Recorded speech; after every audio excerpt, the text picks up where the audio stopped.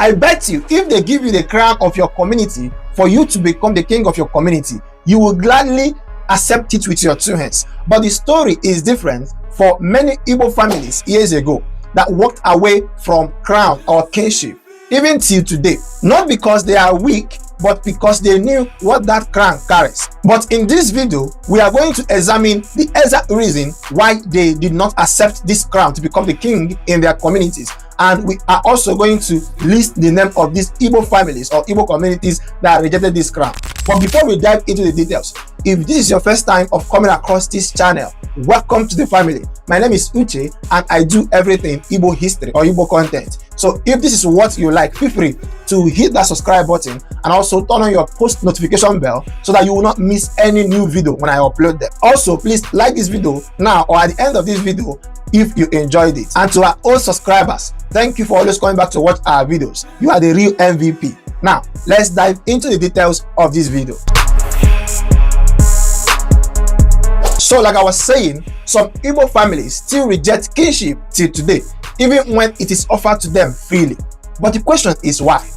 Why will you reject the crown? Have you forgotten the title, the respect, and the money that comes with it? Is it because of pride, fear, or is there something deeper that we don't know about? Now, to begin to answer that question, I need to first of all take you back to the olden days, olden Igbo days, when Igbos do not have kings. They operated on democratic setting where decision making have to pass through council of elders, age grade groups, title men and women. No one man or nobody bows to one man and everybody has a voice. Not until white men came, white British men. When they came to Nigeria, they did not understand the Igbo people's system of government. They wanted one person who they could control that can also control other people. So what they did was to institute or invent a system of government called warrant chiefs. They selected a set of Igbo people, made them rulers to rule other Igbo people by force. And so these warrant chiefs, instead of using that position to show that it is honorable, they used it to abuse their fellow brothers and sisters. They collected taxes by force, punished people, and they abused that very position and power. And from that moment henceforth, Igbo people or most Igbo families saw kingship as a curse. I mean, look at it, think about it. If you saw your great-grandfather being beaten by these warrant chiefs as a result of this very power that they were given, how will you feel about it? Will you still see it as an honorable position or will you see it as a danger? Let me know in the comment section. It got so bad that in some families, they no longer see kingship as just a position.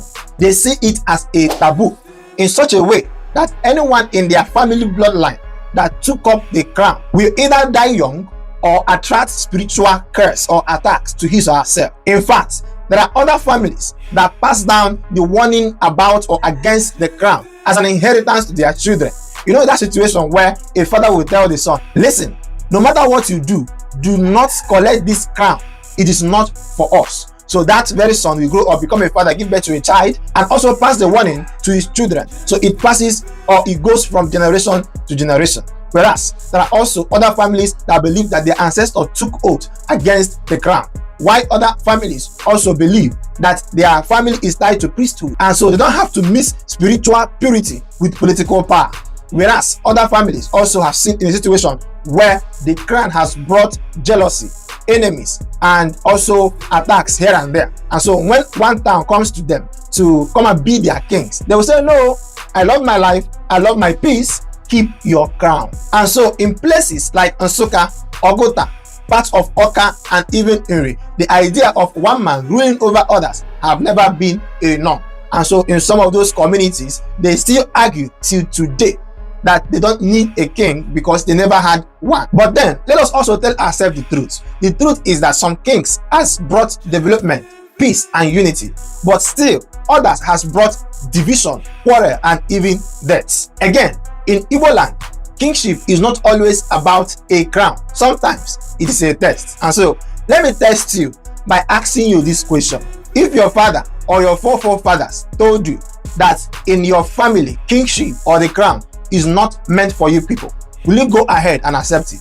And also, if your ancestors walked away from the crown or from the throne just to protect their peace Will you pursue it because of the money? Let me know in the comment section.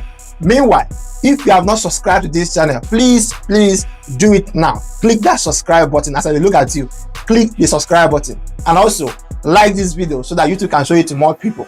Do not forget to also share this video to your friends so that it can reach more people. Let us test a lot of persons, right? Thank you for always coming back to watch our videos. My name is Uche, and I will see you in the next video.